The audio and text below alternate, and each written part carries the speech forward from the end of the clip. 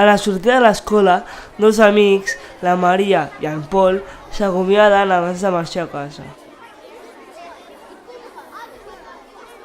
Pol, et truco quan arribi a casa. T'he d'explicar alguna cosa. Vale.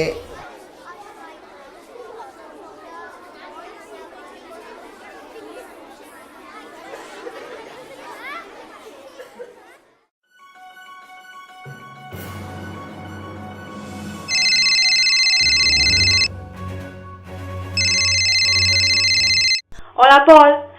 Prepara't, que vas a flipar. Què ha passat? Doncs que el Marc no ha vingut al col·le avui perquè està a l'hospital. En sèrio? Què li ha passat? Doncs que va fer un challenge al picant i li va donar una reacció al·lèrgica. Ostres, i com ho saps?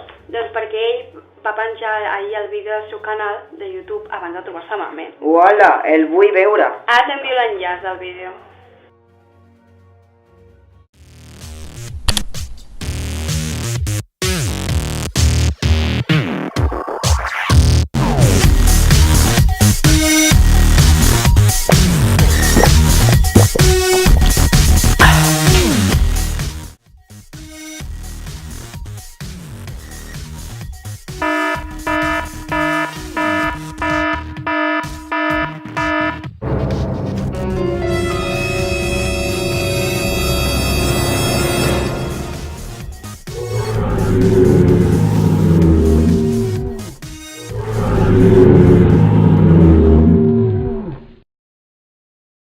Maria, has vist quants comentaris li han escrit la gent del vídeo? Ostres, que fort! Com es passen? Es fiquen molt amb ell.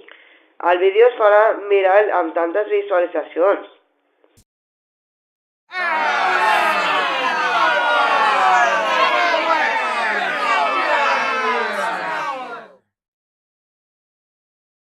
I els últims comentaris són pitjors. Ja l'insulten. Pobre Marc, quan vegi aquests comentaris ho passarà molt malament. Pol, ell no hauria d'haver penjat aquest vídeo, però a mi no m'agradaria que parlessin així de mi. Hem de fer alguna cosa per ajudar-lo.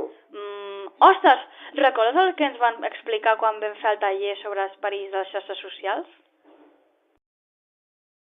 Llavors, els dos nois recorden quines recomanacions es poden fer en aquests casos. Informar l'implicat o la família. I denunciar al YouTube. La Maria i en Pol decideixen actuar. Un dia després, el Marc es troba amb la Maria i en Pol per agrair la seva actuació. Ei, nois, moltes gràcies pel que ho vau fer. No penso fer més reptes estúpids ni penjar-los a internet.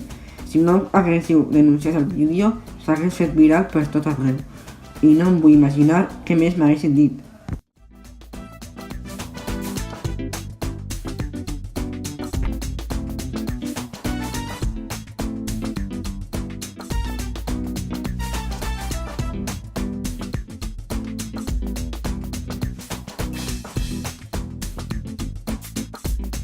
Pensa abans de publicar.